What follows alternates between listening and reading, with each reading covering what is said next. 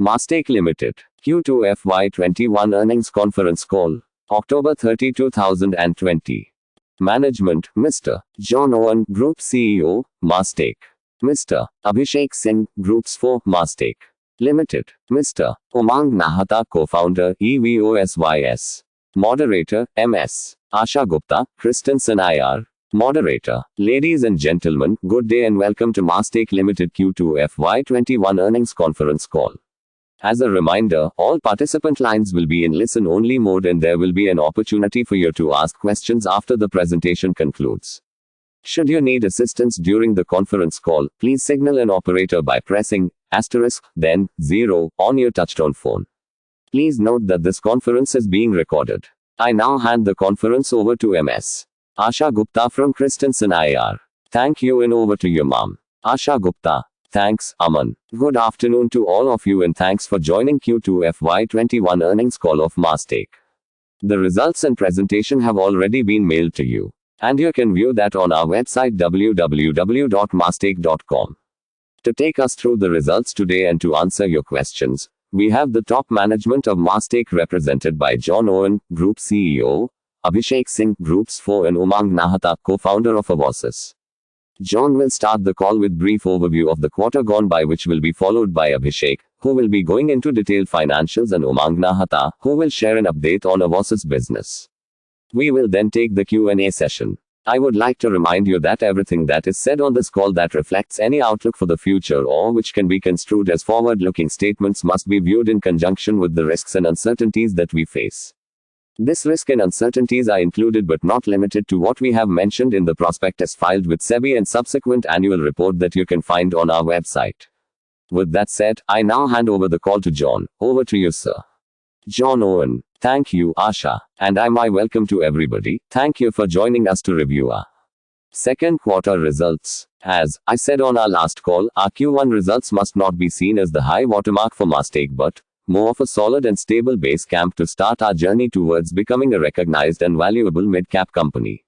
This statement remains true today, especially in the light of our strong Q2 performance. As cricketers, we all know test matches are not won or lost in the first session.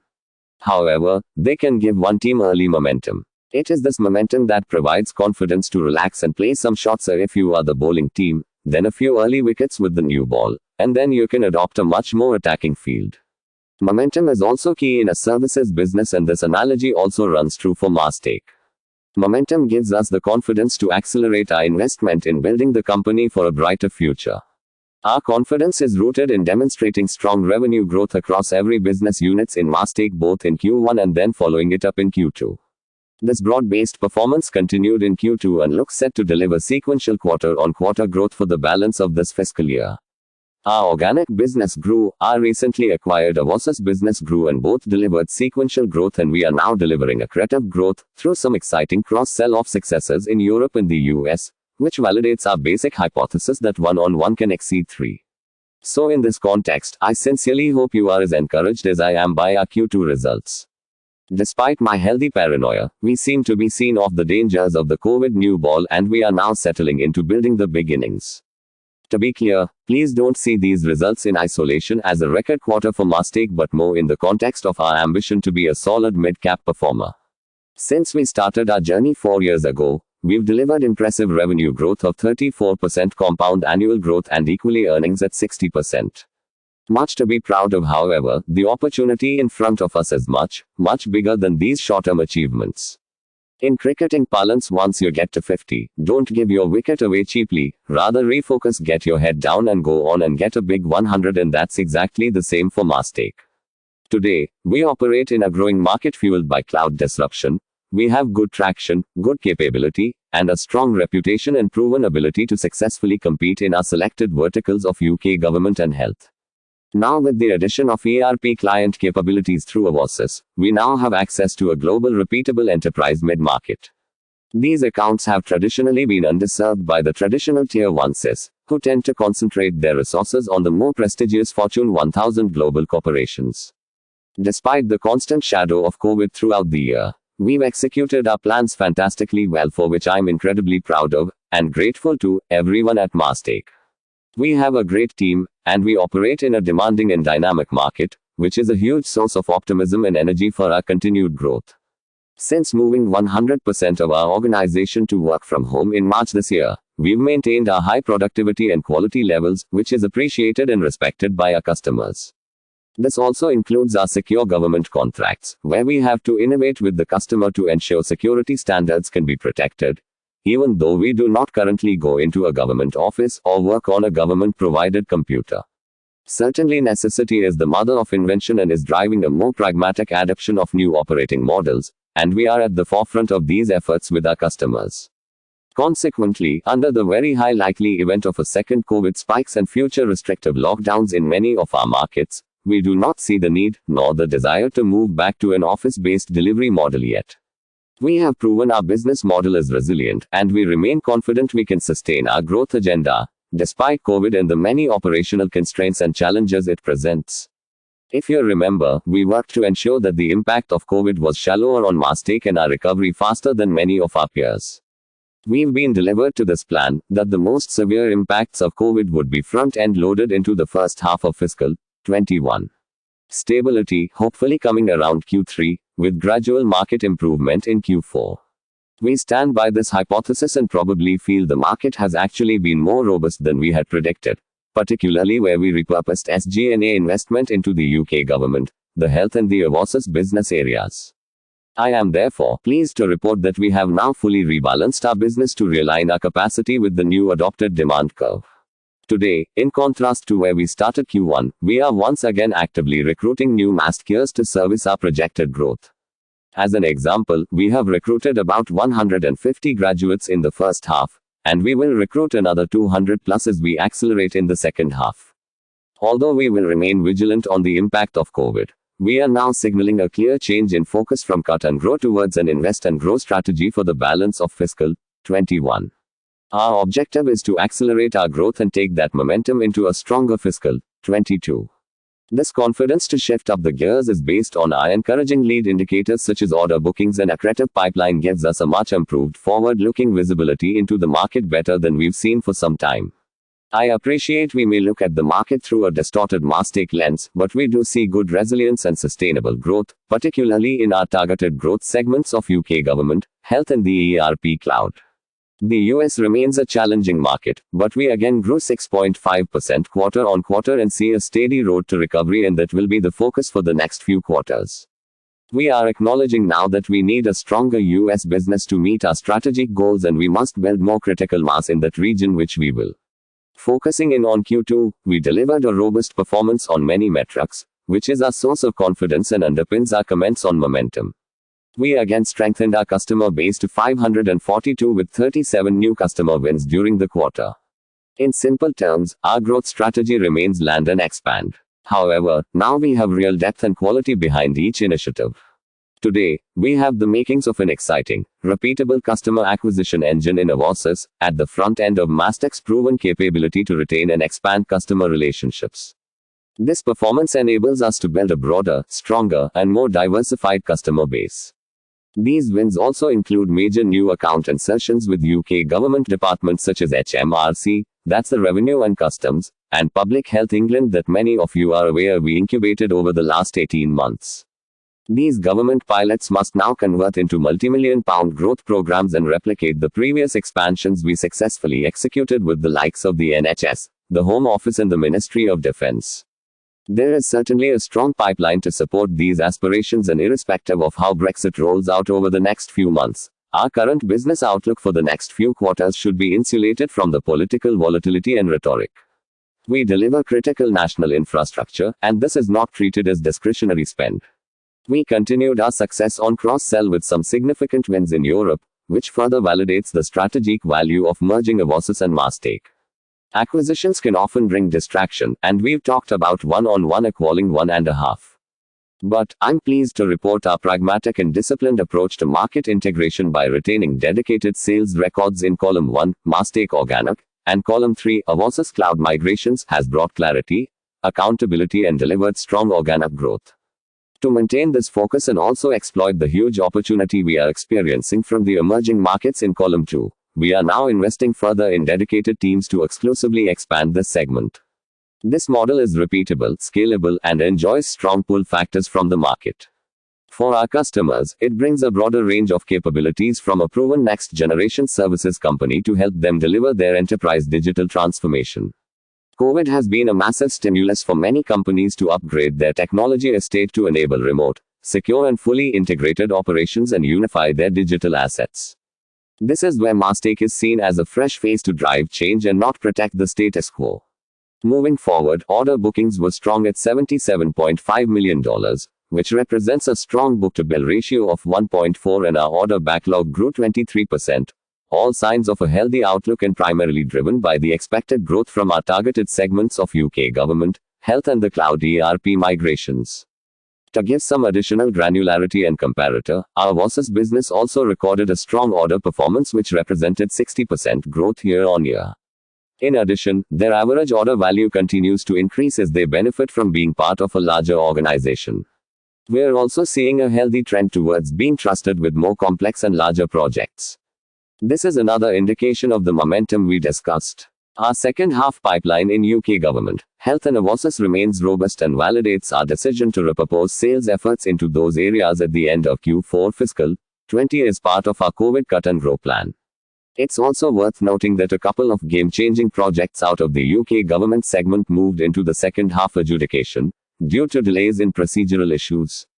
I am particularly pleased with the momentum we've maintained in our revenue line where many peers declined in Q1. We delivered a very solid growth rate of 12%, and we've now followed that up in Q2 with another impressive growth of 5.3% quarter-on-quarter in constant currency.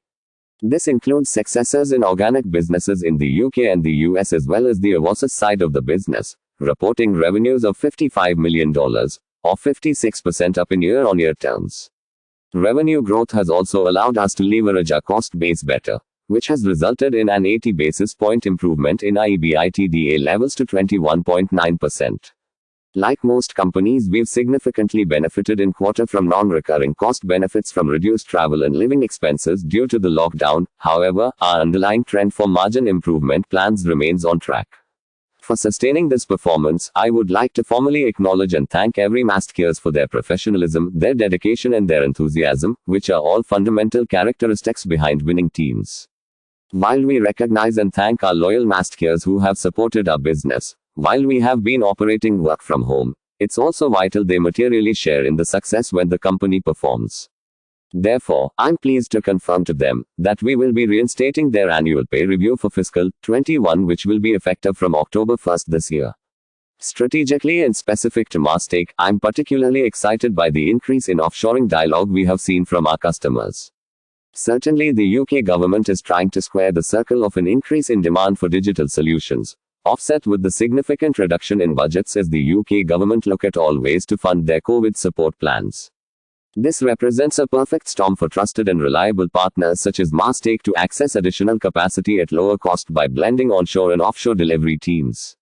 Hopefully, this opportunity will develop as it differentiates Mastake from many existing suppliers. So in summary, I'm pleased with our performance through the COVID-impacted quarters. The acquisition and the integration of Avosis has been well managed to date and has not been a distraction to our organic business, and actually provides a strong stimulus for a more concerted cross-sell initiative. We are taking strong momentum from the first half into the second half, which we anticipate will deliver better results and not only deliver our fifth consecutive year of revenue growth, a milestone that will pass in Q3, but more importantly lays the foundations that propel us into fiscal 22 and helps establish Mastake as a recognized, respected and credible mid-cap company. This momentum and competence is also reflected in the board's proposed interim dividend at 110%. Abhishek will now take us through the financial breakdown to provide more context, and then Umang will walk us through the Oracle Services business and how we align with Oracle, after which we will be happy to answer your questions. Abhishek, over to you. Abhishek Singh. Thank you, John. Warm welcome to everyone on this call. I'm going to share with you the highlights of our performance for the quarter and half year ended 30th September. The deck circulated ahead of this call contains all the financial details that you may have a look at. I like to start with a comment that this result of Q2 is a testament of our business resilience, the committed workforce that we have and the trusting clientele that we enjoy. It has driven the stellar performance, and I'm happy to report an all-round growth on all the leading and lag indicators of financial performance for this quarter. This quarter marks the crossing of a significant milestone for Mastech. We reported the highest ever quarterly revenues in the history of Mastech at $55 million in the quarterly revenue.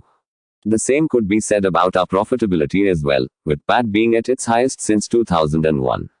The cross-sell and co-sell effort, as John alluded to in his conversation, continues to gain traction. We closed a multi-year deal with a leading design and consultancy firm in Europe under the joint go-to-market strategy, for order value being $7.7 million over 3 years, and the incumbent was a Tier 1 strategic integrator. That tells you about the value proposition that we are able to build together as Mastech and Avosys. Moving from the milestones to the financial highlights for the quarter. If you look at our operating revenue, it stood at 409.7 crore rupees with a whiz 386.1 crore rupees, which is 6.1% growth quarter on quarter and 68% year on year. It's important to add that this performance is aided by deliveries all around UK, US, and the accelerated growth in the Oracle services business. Our operating EBITDA is at 21.1% versus 17.6% in Q1. It's an improvement of 348 bps quarter on quarter and 936 bps year on year. And I would say that this is the cut and grow approach that we had adopted early on has helped us optimize the cost, reorient the resource towards more responsive and profitable side of the business. And as a result, you got the revenue momentum. We have had the cost management, and coupled with some of the savings from COVID. The obvious ones on travel, hospitality, marketing expenses and other stuff have catapulted our operating EBITDA to these levels. Moving on to PAT, it is at 59.1 crore rupees versus 46.6 crore rupees last quarter, and that's up 27% quarter on quarter and 140% year on year. PAT sans minority interest stands at 51 crore rupees versus 40.4 crore rupees. That's also up 26% quarter on quarter and 107% year on year. Cash has been a very good story for us for few quarters now. Gross cash stood at 476.4 crore rupees and net cash after debt stands at 223.4 crore rupees versus 174.9 crore rupees of the last quarter. We repaid roughly around $5 million of debt during the quarter, and our total borrowing now stands at $34.1 million as of 30th September. If we add the proceeds from the Majesco stake sale, which was received late in the October month, then our gross cash is closer to 712 crore rupees and net cash is closer to 460 crore rupees. The free cash flow to net income ratio stood at 145.7%. This H1 FY21 is again a testament of the focus collection initiative across all the geographies. As we all know the old adage, cash is king. We want to the customer acquisition that's been a highlight for us for a couple of quarters now. And we continue to build on that. We have added 37 new customers, 7 in Mastech and 30 in Avosys. 4 customers of the list of $1 billion plus in their revenues, and 5 of them are between $500 million to $1 billion customer. And we tend to track this metrics because it gives you an insight into the IT spend and hence the ability to cross-sell and co-sell. If I were to dice these 37 new customer acquisitions by verticals, 6 of these customers were in healthcare space, 5 were in retail, 5 are in engineering and manufacturing, 4 is in banking and financial services, while 3 of them are in telecom, which gives you an idea of the diverse clientele. And then said we are enjoying the cross. In terms of headcount, we stood at 3,354 employees for the quarter, while we added 80 trainees who went live during the quarter. From financial highlight, if I were to just add some color to our experiences in the various geographies, starting with nuclear as a geography, we had a good revenue growth trajectory. I would say that this quarter result is probably and arguably the best quarterly results in the last 5 years. In terms of absolute pound revenues, we grew by 4.8% quarter on quarter in constant currency terms, driven by a good traction in public sector, which in itself grew by almost 7%, and private sector has remained flat, a reflection of the overall state of the economy and their own state of the business. This quarter has had some very interesting logo additions in healthcare space as well as other departments.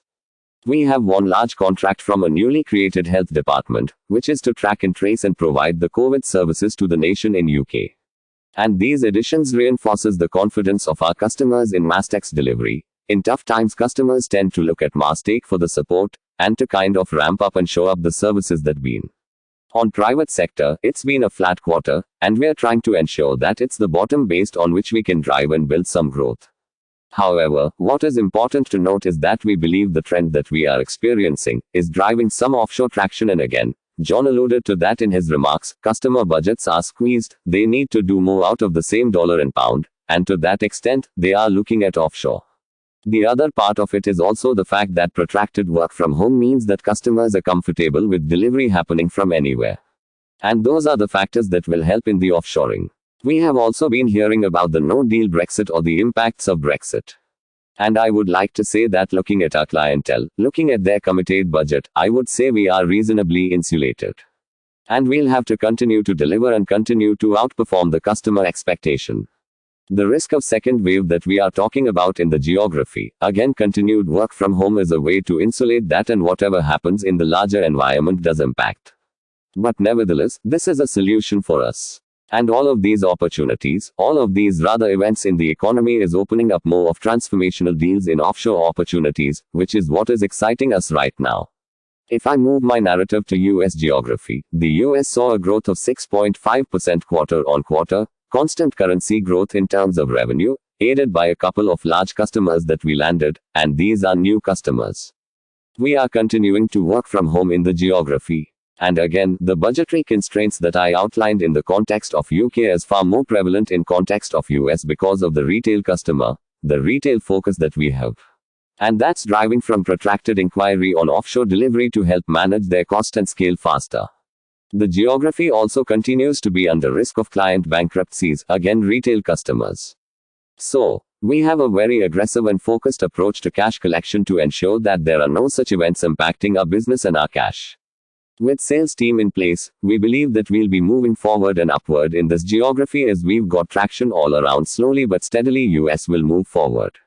Moving on towards the Avosis side of the business, clearly a very stellar revenue performance. Services revenue grew in double digit. There's a small portion of licenses revenue that came down, and as a result you're causing overall revenue growth in high single digits. Having said that, the resilience of this business and the COVID impact is very, very palpable.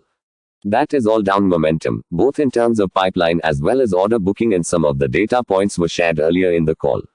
And one of the major events that we are experiencing is Oracle opening up local data centers in many geographies, including Middle East, which we believe will help accelerate the cloud adoption, so we are hawkishly focused on opportunities arising out of such events. A lot more detail on managed services approach for annuity revenue versus a team for SAP attack, and more will come from Umang shortly. I'll move forward towards the most interesting part of Majesco stake sale that we landed at $33.3 million in cash. And that's now with us, which presents newer opportunities that as a management team we are working on it. What's the optimal way of deploying and what's the best use of that cash? So hopefully, all of these narratives give you a good idea of where the business is, and above all, I would like to thank you all for your continued support and interest in Mastake. These are exciting times filled with phenomenal opportunities, and we are very, very geared up and excited to land those opportunities. With that, I'll hand it over to Umang for his comment on the Avosis side of the business and on the cloud phenomena we are experiencing. Over to you, Umang. Thank you. Umang Nahata, thank you Abhishek, thanks John. Good afternoon everybody. So clearly a very brilliant quarter that we have had as a joint organization, and you've heard a lot about it from both John and Abhishek in terms of the various financial and operational and client acquisition parameters. So, the first thing I would do is, I would really want to congratulate all the Evolites and Mastekeers for this gallant performance. As an organization, we have come a full circle, not just in terms of all the business processes that we have to deliver working remotely, while client acquisition was always on. Executing projects remotely, and especially making them move from an on-premise environment to a cloud environment, especially public sector or healthcare customers who are very on-site focused customers.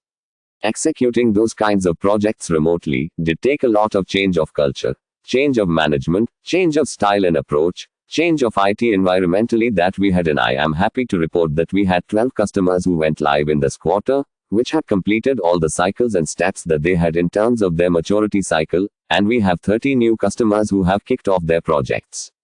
So as you can see, the business is really geared up and evolved to deliver from a remote point of view. And we are constantly evaluating how would our future model look like. And remote working continues to be a key part of that design. Going forward, I would also like to share some key insights into the performance of the quarter, the kind of wins that we have had, and the various other activities. And I would also share a little future outlook, in terms of where do we see momentum going forward. On the performance of the quarter, we have had really good order booking growth, drove at 65% plus growth in the order book. Especially highlighted was the order book growth in North America and Europe, both of which clocked 200% plus YoY growth in the order book that we had in the geographies. The deal sizes is another key highlight that I wanted to bring up. So our average deal sizes are constantly going up, and the number of large customers that we are now acquiring is phenomenal. Our average deal size for the 30 customers that we acquired is more than $600,000 per customer. And it is constantly going up every quarter, as we see in terms of the orders that we have closed and the 5 that we are dealing with. And the other interesting aspect of our customer wins that he had this quarter was the good spread in the right verticals. So the verticals that we have good focus on. So while we have good public sector healthcare focus from both Mastech and Avosys, our commercial side of the verticals are really gaining strength in the Oracle side of the business. And I'm sure it will soon follow with the joint sales in those verticals. So we have had 4 good wins in manufacturing sector, most of them in North America. We have healthcare within US, again out of private sector, healthcare setups in the US, and there are engineering and construction wins all across in Europe, as well as in US and Middle East. We've also had a few good telecom wins in the Middle East that has also supported the transaction. So as you can see, the commercial or non-public sector kind of vertical is also really speeding up in terms of growth. And I'm sure that's a key view that we have as we go forward in terms of diversifying our portfolio from being healthcare public sector to a little more commercial oriented as we move forward. One of the other interesting observations that we had in the deals that we won, and that is what I want to share with you, is many of these deals are on-premise to cloud transformation. In fact, more than 50% of these customers would be customers transforming from their on-premise application to cloud. And in large number of these customers, we will not be an incumbent partner. So the clients are choosing us over the traditional GSI to replace them from on-premise to cloud. This is a brilliant sign, which shows confidence in terms of the next generation wave that we are trying to create, not just from a technology point of view but from a culture and partnership relationship that we want to create with our clients. And that is really good line that we are moving forward with. I will also take a minute to again talk about the joint win that we had in Europe, with the $7.7 million transaction over 3 years, for one of the leading global engineering and construction consulting firms spread out globally with offices in Europe, US and other places in the world. I will more talk about why the customers chose us. So like Abhishek mentioned, this was a customer dealing with an incumbent partner, a tier 1 incumbent, and there are 3 key things that really made the difference here. One, of course, when you look at the customers have started looking at us with a fresh new eye of the next generation supplier. Avosys Mastech combination, which has a super specialized arm in terms of cloud, but also a partner that has a much broader view of services that they can offer, and that's one of the key things that really moved them up. So they could find a partner with specialization, but also can take care of their broader services and needs. The second key aspect is the asset that we have been really building and working on was our on-premise to cloud transformation asset known as Avosys Glide. We are very happy to announce that we will be releasing version 2.4 of Avosys Glide in the coming quarter, with many more automations and innovation in it to taking care of RPA and chatbot and various other tools. So that the experience of moving from an on-premise environment to a modern cloud environment is much more digital, much more visible in terms of the ROI that it provides. Third, last but not the least, is our methodology of looking at value-based delivery. We call it VBD in Avosys. It's a philosophy where we really want to deliver outcome to our customers. And we are happy even to put skin in the game on these contracts in terms of an outcome-based contracts with our customers. To deliver such kind of contracting, we have built an asset called VBA. We have just released version 6 of our VBA asset. It's an asset that allows us to do benchmarking of their current environment, evaluate the business, what that we could deliver, and then constantly not provide inputs to the client in terms of the value that we have provided, hence creating a much more objective model of outcome-based contracting that they can sign for. So those are some of the key factors of the quarter that I wanted to highlight. As we look forward and move forward into the rest of the year and years to come, I think there are two key aspects of our business that are going to be important. First, of course, the growth that Oracle ERP Cloud is experiencing. Its Oracle is constantly growing at between 25% to 30% every quarter. In fact, last quarter the ERP Cloud grew more than 30%. So there is a good tailwind behind us in terms of the momentum that Oracle is experiencing as they transform their customers from on-premise to cloud. And clearly we have a very strong sweet spot in that market and group. The second is we've also constantly gaining market share from competition in these accounts, like the example I gave you just before, that we are winning many of these accounts out of our competition, which were the existing incumbent traditional GSIs. Our strategy for continuing to win market share actually relies on three phases, three key pillars again. First and foremost is our ability to verticalize our solutions. Manufacturing is a key vertical if you are really trying to build on. We've already had good assets and good wins across manufacturing. We are one of the leading providers for manufacturing as a vertical for Oracle. And we are investing significantly in this vertical to build far more assets around not just the traditional cloud ERP migration, but also more innovative assets around IoT and other areas that could really digitize the manufacturing environment that we are working with. So that's one. The second area is the SAP Compete market, and this is where we think is the sizable wave of business that we are really going to be able to penetrate. We are an Oracle only partner, so we currently, as far as our ERP business is concerned, we service only Oracle, and as you know, Oracle from all reviews of Gartner or all of the other analysts currently leading the way as far as the cloud ERP market is concerned. And this is the time when Oracle has a good chance of really transforming the SAP customers to cloud. As you must have heard, SAP did announce their results and their wish of transforming their install base into cloud and sunsetting their EK environment. And we clearly see a wave with many of these SAP customers are evaluating not just SAP HANA, but also evaluating Oracle Cloud or any of the other cloud platforms as an option. And gaining market share out of SAP is a key part of our strategy.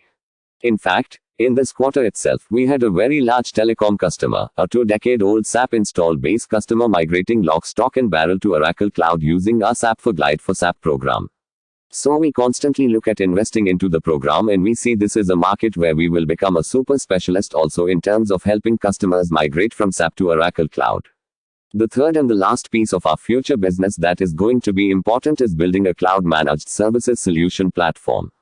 As the cloud solution matures, more and more customers are migrating or moving or stabilizing their business into the cloud, and hence the managed services business in the cloud applications world is also constantly growing. We saw 2 large deals already that had multi-million-dollar contracts for more than 3-year managed services that we have won over the last 2 quarters, and we see many more deals coming out. What this view of cloud managed services applications would look like is not just providing a traditional SLA-based support, but it is a much more modern, outcome-specific environment, which is not just supporting but constantly delivering enhancements and value for money that the client needs. And these are the differentiators that will help us not just continuously win new customers, but also create a lot of stability in terms of repeatable revenue that we will add to our business. So that's the 3 key pillars of growth and future focus that we are constantly looking at, of course added with our value-based delivery model that I spoke about earlier. Last, but not the least, that I wanted to talk to all of you is around the cross-sell and the integration between Mastech and Avosys. We are moving really well in terms of integrating the 2 organizations in the right direction. We have already integrated our CRM applications. So we have a single view of our customers, and we are able to identify cross-sell opportunities and look at the various potentials that we need to work on. And we are going to migrate many of our other applications in the coming quarters. Also, our sales teams have become much more synchronized over the last 8 to 9 months, and we have a much clearer proposition and offering that we are talking to our customers. They've already had some good wins that we spoke about earlier. And the fight of cross-sell is also constantly building. The other aspect is trying to now invest in a dedicated team for the cross-selling initiative as the mix phenomenon. We have already added a few resources, and we are looking at investing much more in terms of these 3 pillars, which is a dedicated cross-sell team. We already are sitting on a pipe of more than $30 million, and we constantly look at expanding that pipe as we move forward with the dedicated team there, and also bringing in many more wins in this year. The propositions also are quite well aligned. So while we already have a strong proposition around cloud ERP and cloud applications, we are now expanding our cloud proposition to look at various other adjacent areas in terms of cloud infrastructure, migration, cloud application development, cloud security, etc. So, all in all, it's the proposition, it's the team, it's the systems, all of them are starting to fall in line. And we clearly are moving towards a direction of making 1 plus 1 way more than 3. So that's broadly the outlook in terms of where we are heading, and look forward to discussing more and sharing or answering to the questions that you guys might have. Thank you, moderator. Thank you very much. Ladies and gentlemen, we will now begin the question and answer session. The first question is from the line of Ashish Agarwal from Principal AMC. Please go ahead. Ashish Agarwal. Couple of questions from my side. Firstly, I wanted to understand how sustainable are these margins of 21%, because we have been talking about a 14% to 15% margin band earlier. So how sustainable are these 21% margins going forward? Secondly, the Middle East business, just wanted to understand any specific problem we are seeing in Middle East business, because that has been a geography where we are seeing a decline, so any specific issues around that? And maybe driven by some large accounts, because it looks like that outside top 5 there was some revenue decline in those customers. Thanks. Abhishek Singh. Thank you, Ashish. I will take that question, and the first one that you have on sustainability of operating EBITDA margins. Now it's a very obvious question for all the IT services firm who are enjoying a lot of cost savings on account of COVID. But I would like to draw your attention to 2 fundamental facts, rather 3. It's not just the COVID savings, which has catapulted our operating EBITDA, but also sustained revenue growth.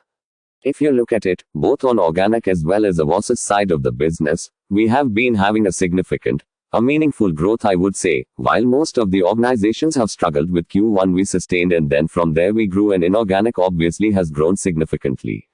So growth gives you the leverage, and the other part of it is it's not about what of this is sustainable, but what is the ambition, and the ambition here is about growth. And I would take a leaf from Cognizant's philosophy many years back, and they said there is a threshold after which we would like to invest back into the business. And as a management team and our board, they're very supportive of the growth ambition, and not just maxing out the EBITDA levels that we have here. Ashish Agarwal, is there any number we are targeting that beyond this we will go and reinvest in the business? Abhishek Singh. Absolutely, high teens has always been our aspiration, and clearly we have accelerated to that, aided by both organic and inorganic side of the businesses and their expansion. So high EBITDA, high teens is what we like to sustain, and use the rest to accelerate the business.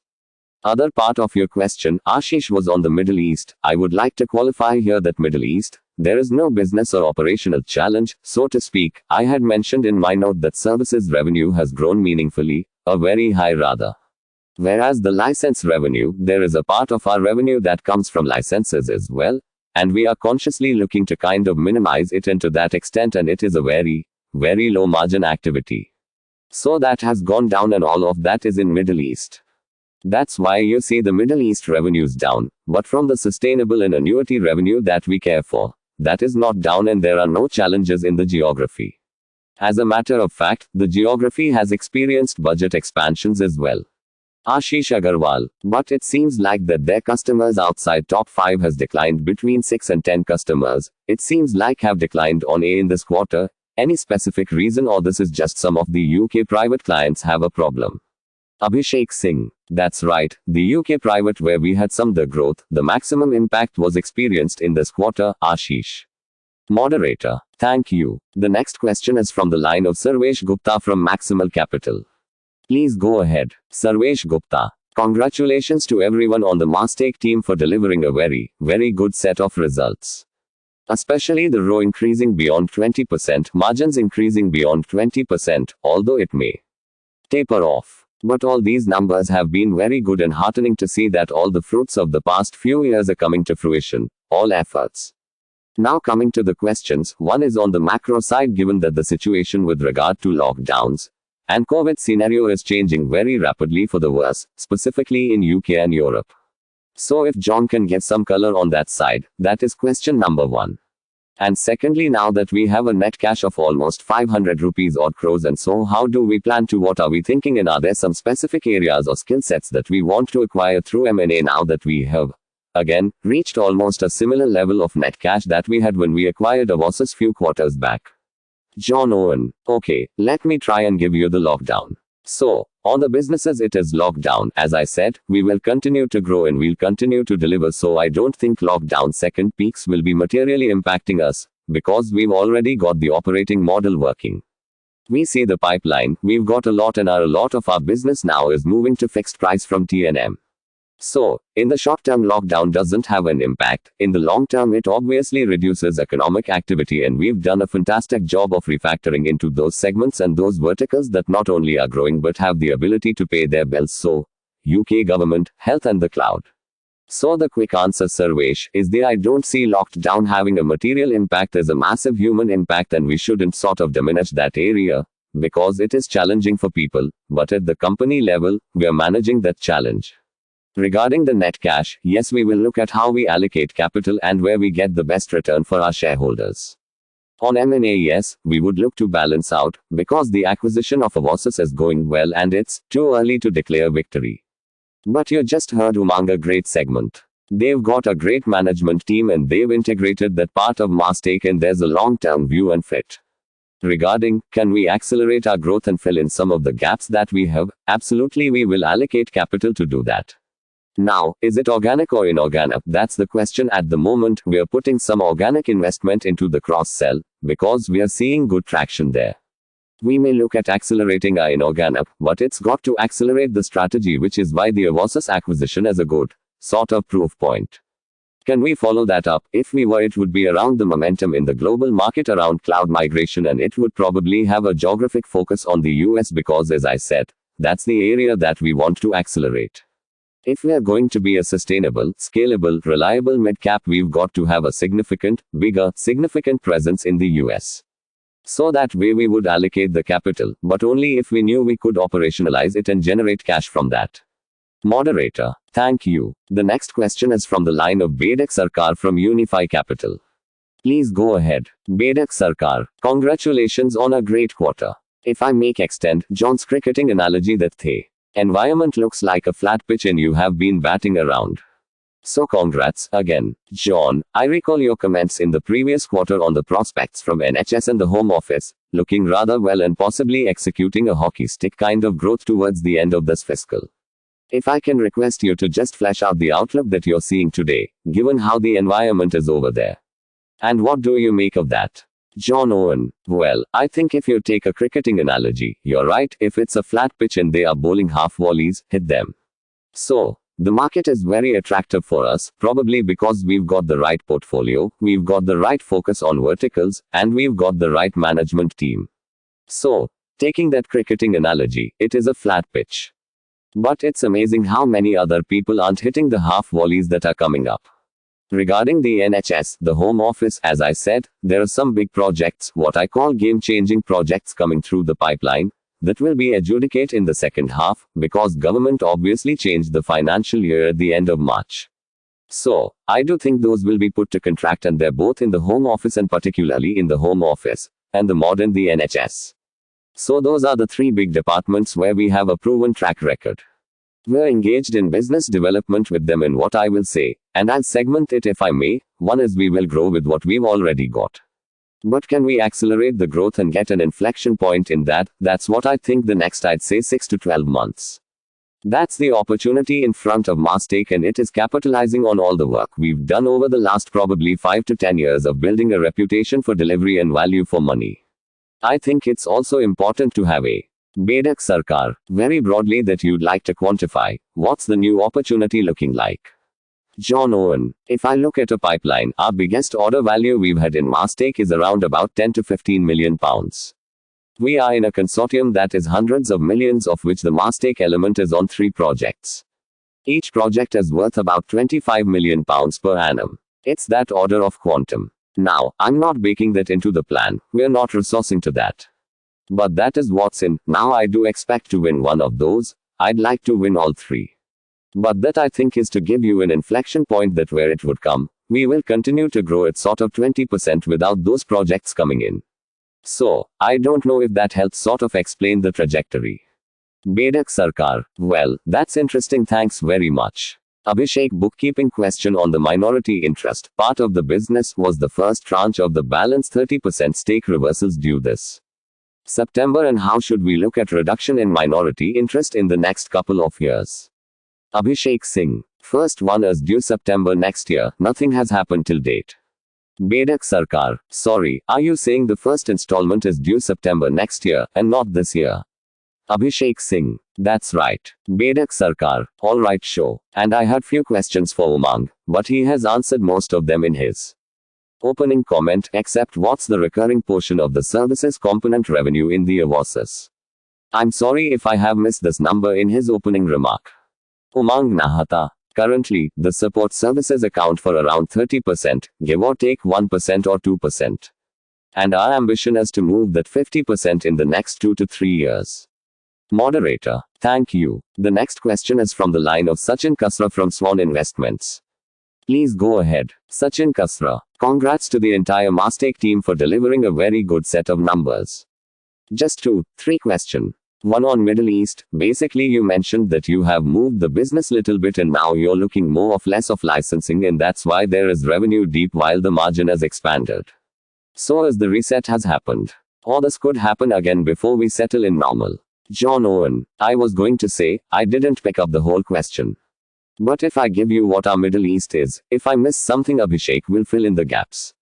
But the Middle East is about driving stability and profitability. It's about getting cash generation out of that region because it has the ability to absorb working capital, and we want to basically turn our cash over quickly.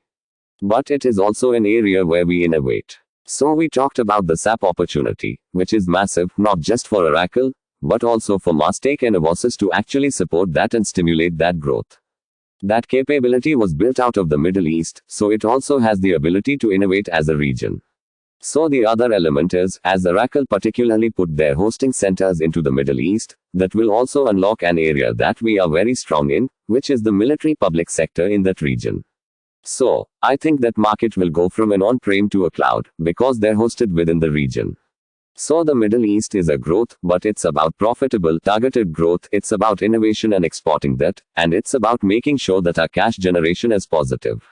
Sachin Kasra. Sure, and when we see the geographical breakup that you have shared in the other segment, we can see a loss of close to around 4 crore rupees. So is there some write-off that we have taken in any of the geographies, and is it more like a one-off and then next quarter we should go off? If you could just clarify a bit on Abhishek. Abhishek Singh. Yes, Sachin, it's one-off and it's for one of the government projects here. I just won't repeat in the future. Sachin Kasra. Sure. And last question on the cash and the acquisition that you talked about. So you mentioned that America is one of the geographies we would like to solidify our position. So are we looking at a significant acquisition maybe in the next 3 to 4 quarters to really accelerate the America growth? John Owen. I think we would. It comes down to what's the best use of capital. And in order to do that, if we said we were doing another acquisition 2 quarters ago, you'd have thought we were crazy.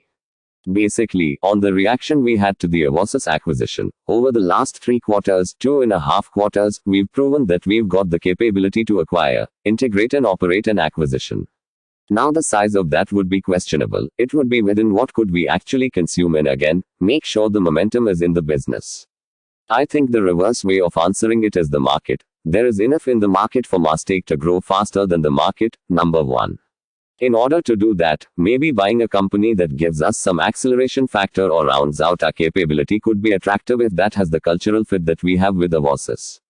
And so the team come in with the right construct, the right fit, the right deal structure, and it's actually an asset that can amortize our global capability, not just a geography. So, what I will say, it won't be in the UK vertical because that's very much government.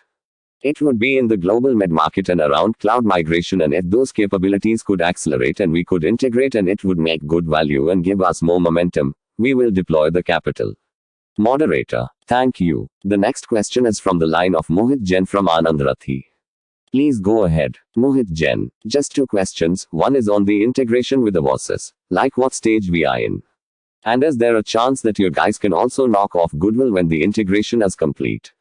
John Owen. I'll do the integration and I'll let Abhishek to comment on accounting and knocking off goodwill.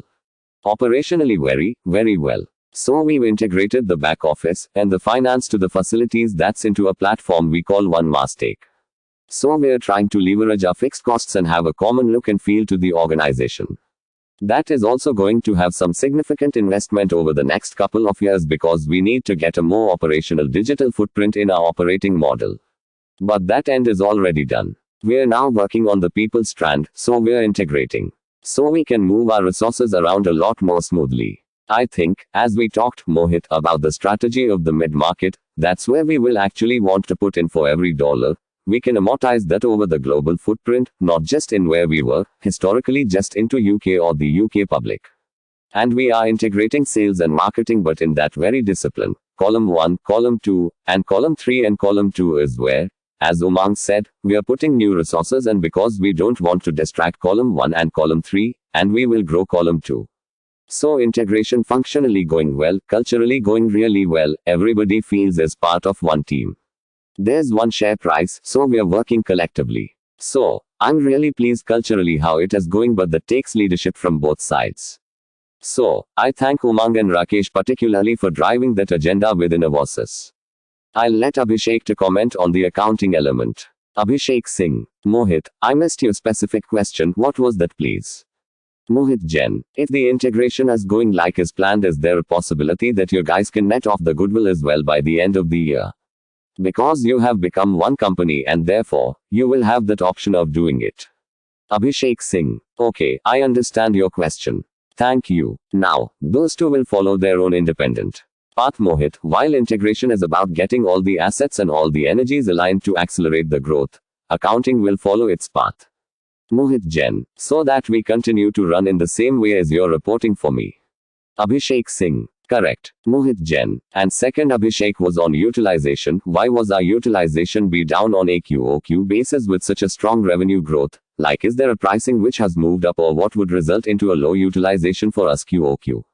Abhishek Singh. We have added trainees, Mohit. We have now started to add trainees in our organization across Avosis as well as Mastake. Mohit Jain. This utilization is including trainees and your net addition was not much, right? It looks like on the revenue per employee basis that our pricing has gone up for some reason, despite offshoring also going up. Abhishek Singh. Yes, pricing has gone up in a couple of accounts. That's there. Mohit Jain. So, now to Q, is it steady state sort of, or is there some element of like special projects or something which would reverse back? Like, how should we take a reference? Like 1Q is a steady state pricing, or is it 2Q which is more representative of the steady state prices? Abhishek Singh. These are good representations, Mohit. We will add people, you will have some impact on the utilization, but overall we have had the impact that we would imagine from the first phase of COVID, both in terms of clientele as well as the size of the business, the revenues as well as payment terms and pricing discounts to include. We have been able to operate at a place or two as well. So, I would say that this is a good representation of the trend going forward. Let me qualify that. Moderator. Thank you. The next question is from the line of Madhu Babu from Centrum Broking. Please go ahead. Madhu Babu. Sir, we mentioned that we'll go through consortium in UK again for government projects because actually now we are going mostly on a standalone compared to the earlier model. So how this consortium model and who are the leading vendors in that, and would you like to pursue more such kind of deals?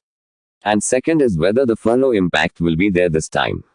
Because some of the IT companies are talking of higher furloughs, your views on that, thanks. John Owen. To answer you, are we going through it? We're going through a more blended channel to market. So, to answer the last question, which was from better or organic growth, direct selling will continue to grow in the mid-20s. Over the year we are seen as a recognized trusted supplier. And that's a direct sale. We're also, when you get into big projects, and I'll use an example of the Ministry of Defense, they also want to build their own supply chain, because defense is subtly different. And it needs to have continuity of supply chain, so it has different criteria. So in that, as an example, we've signed up to the military covenant, which means that we will take ex-service people into our employment, because that's part of the military covenant in the UK, which is if you want to be a supplier to that organizer, or that department, you should support those staff as they come out to the military life into a civilian life. And it also gives us huge access to very skilled, both technical people and leadership. However, if you want to do big projects, and we're talking national infrastructure and major supply, Yes, we're in a consortium with people like Kinetic, who is a multi-billion-pound company that's got a very strong and deep military background. And just to give you an idea, they came out of DSTL, who do all the chemical checking on things like Novichok, which was obviously relevant in the UK. So that just gives us a totally different access to a whole new market. It's not either or, it's both, if that helps. Madhu Babu. Yes, and on the furlough. John Owen. On the furlough, we don't see furlough impacting. We've probably balanced our business in the UK to be between supply and demand. We're actually looking at bringing on more people in our graduate training.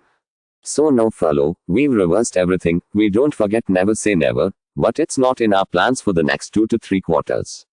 Madhu Babu. No, sir, I'm asking whether the December you'll have that shutdown in the last Christmas week, that will impact.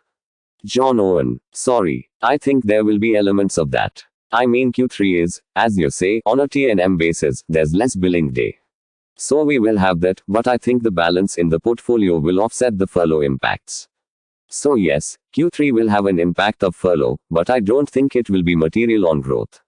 But that would probably give you a stronger Q4, so probably Q2 to Q3 you'd look to modest, flat to modest, Q4, much more accelerated position, but not because of the business, because of the furlough impact. I don't know if Abhishek, you want to give a more granular detail to that. Abhishek Singh. I think, John, you have covered the aspects. Absolutely, there will be some impact there. Some of the programs go through it every year, and to that extent we'll have it, Madhu Babu. But that said, the order booking that we have done and the acceleration that we have in the business, we endeavor to cover for it, if not more. Madhu Babu. Just one more if I can. So, last 2 acquisitions have been on the Oracle side. So we seem to be completely aligned to one platform. So in terms of the next, like let us say Azure or Salesforce and all, so how are we placed in those platforms in terms of investments, because completely into Oracle as of now, thanks. John Owen. Okay, if you look at Tastech and Avosys, they just happen to both to be Oracle. It wasn't a big strategic decision to go with Oracle's number 1. And if I look at it, so Tastech segment in digital commerce, Oracle have lost position in that over the last few years, where if I look at their ups, as Umang said, they are absolutely up in the magic quadrant, creating massive leadership and momentum against people like SAP and Workday. And you're right, our acquisitions would be to support that strategy, and at the moment, we have enough work coming from the Oracle channel. With the SAP, we need some capability, but I don't think we'd go to market with something like that.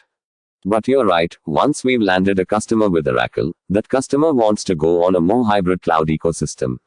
So, most of the customers will have Azure in there for that Office 365. They may have some Salesforce, they may be looking at Amazon Web Services.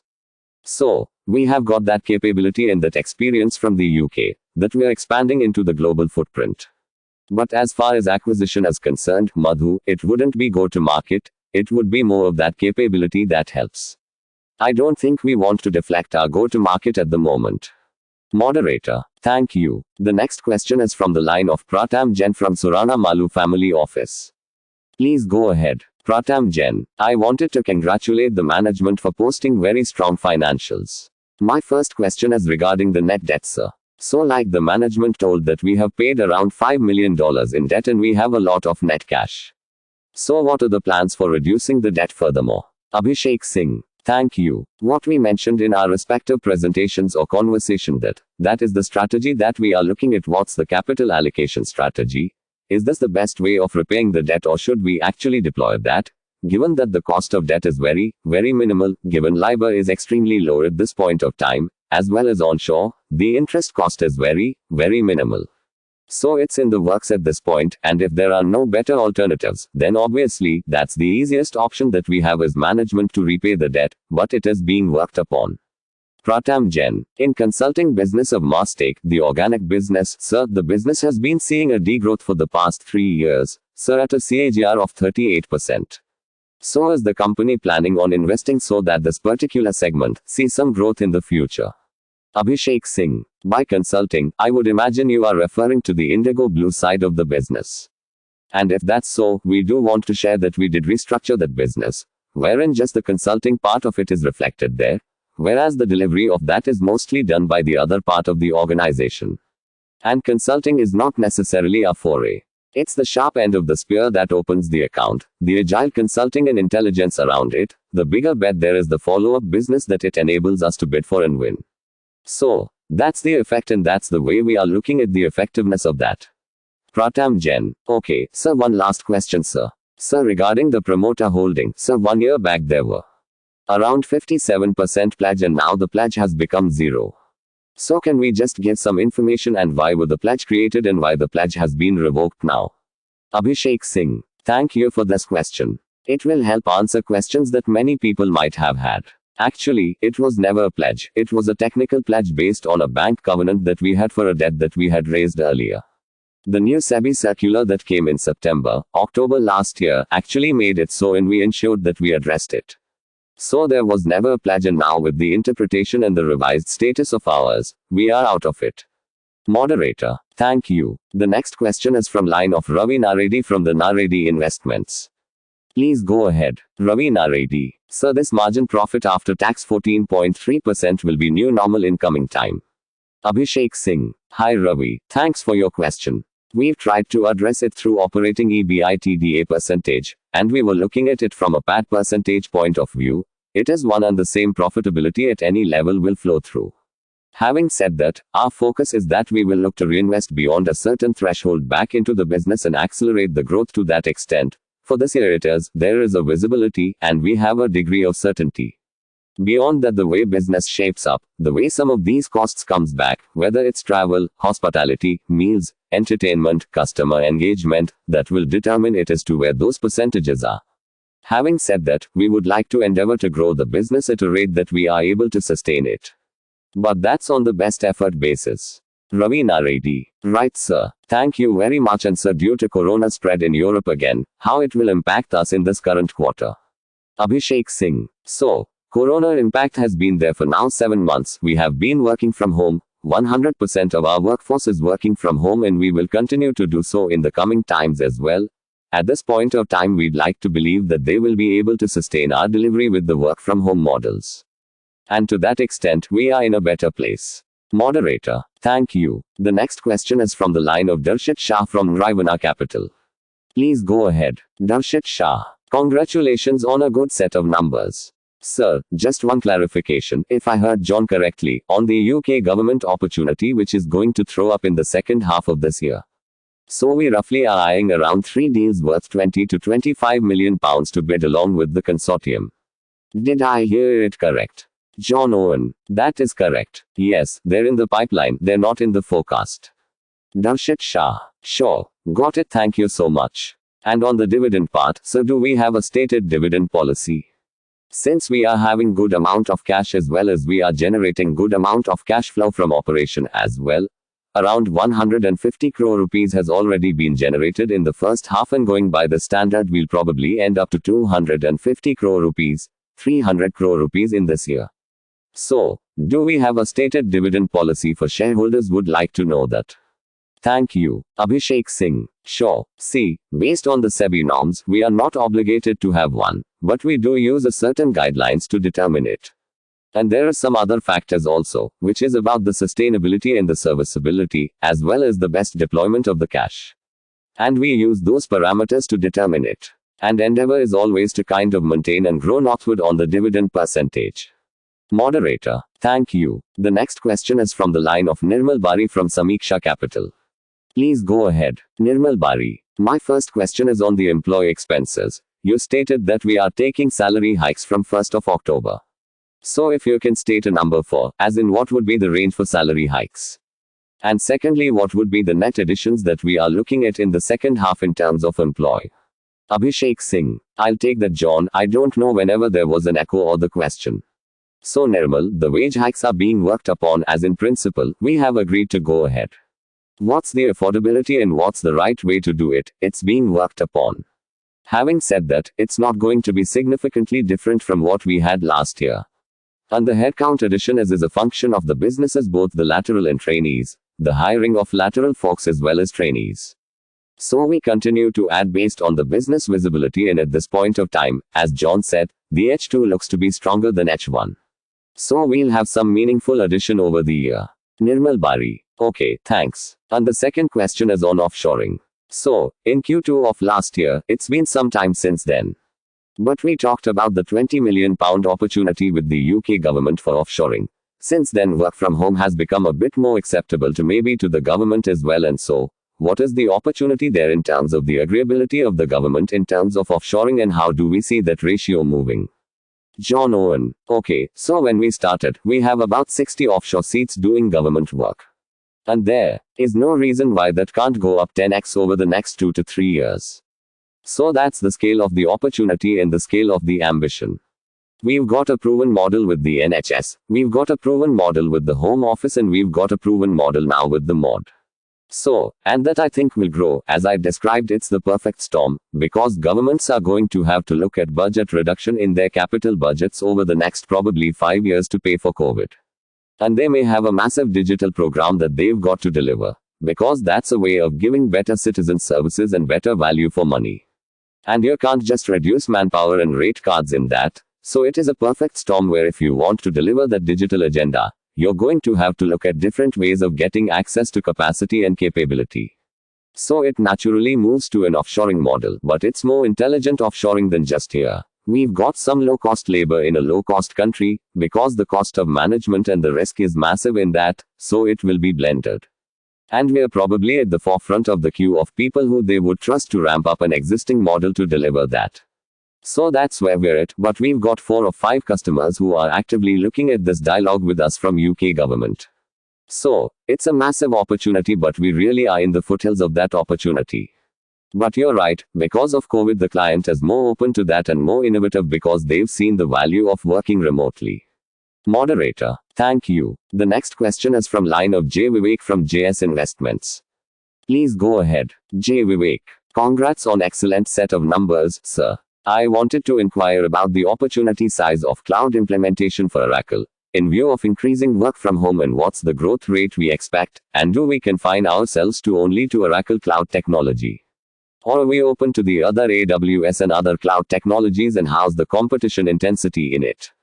And how are we performing? Thank you. John Owen: okay, I'll let Umang talk about the Oracle bit. But, as Mastake, we've always had a very strong capability in Amazon and Azure, because that's a lot of the work that we've done and helping UK government move to those platforms. So we have strong capability. What we've never done is go to market with those companies.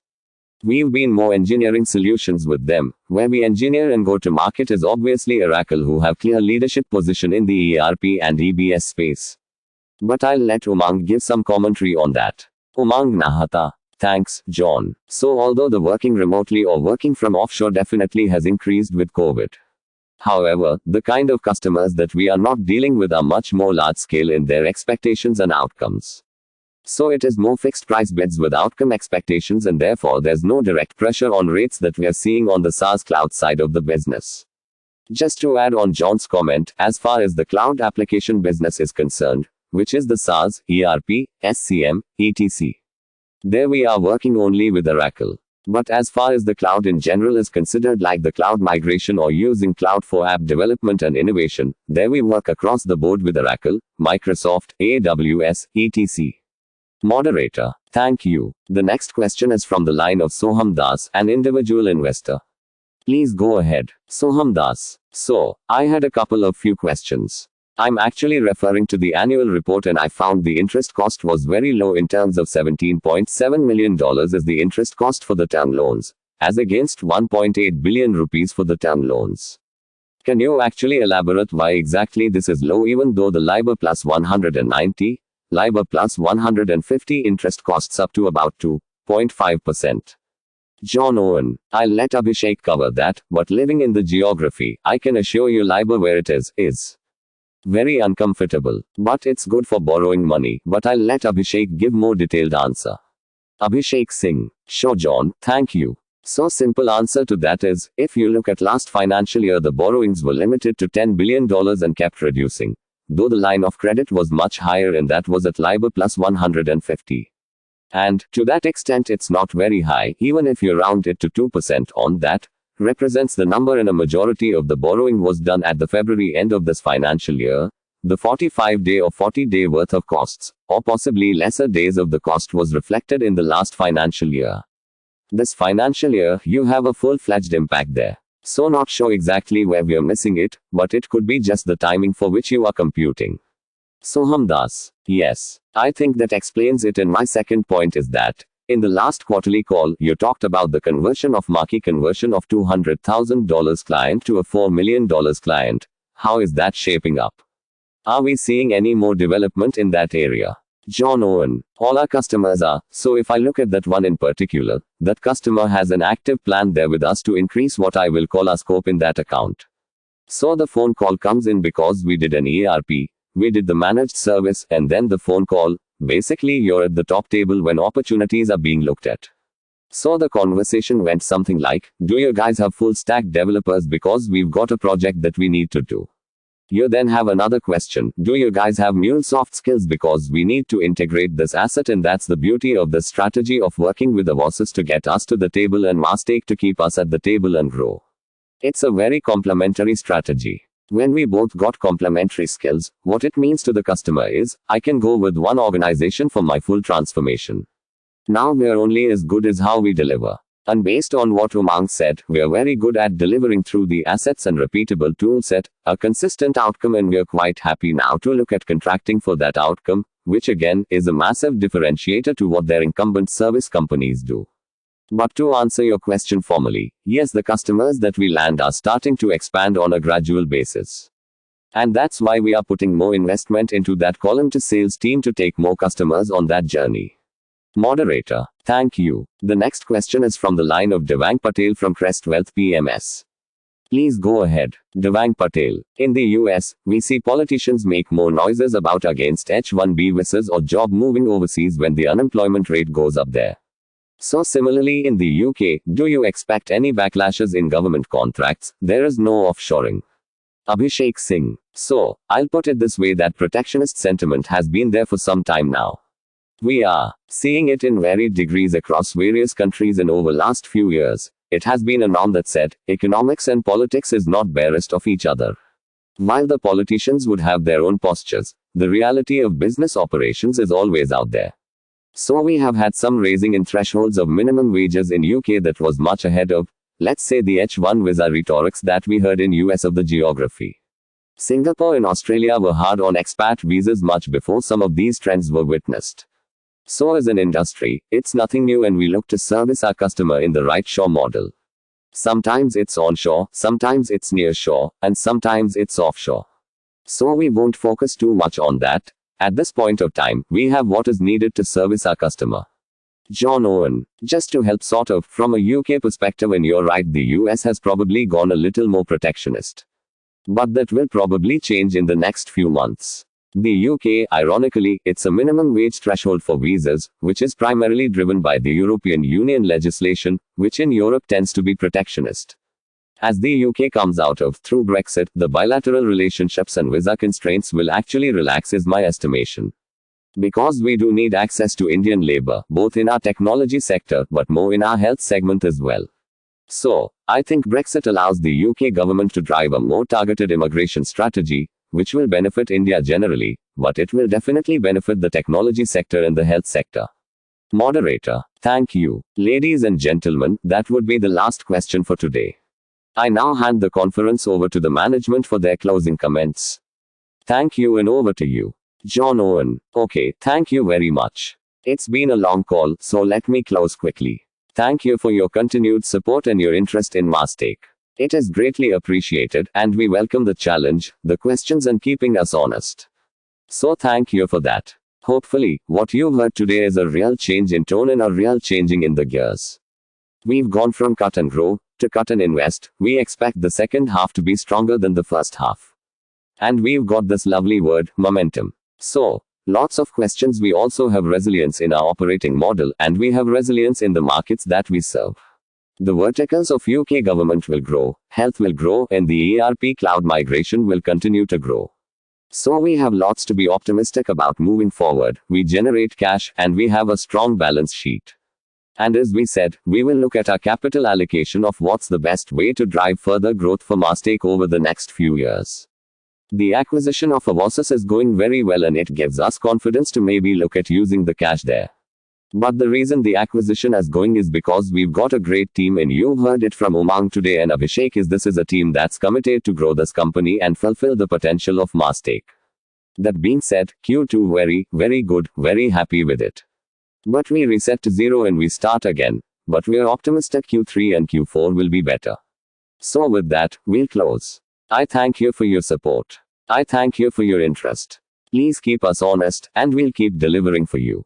Thank you, moderator. Thank you very much. Ladies and gentlemen, on behalf of Mastake Limited, that concludes today's call. Thank you all for joining us, and you may now disconnect your lines.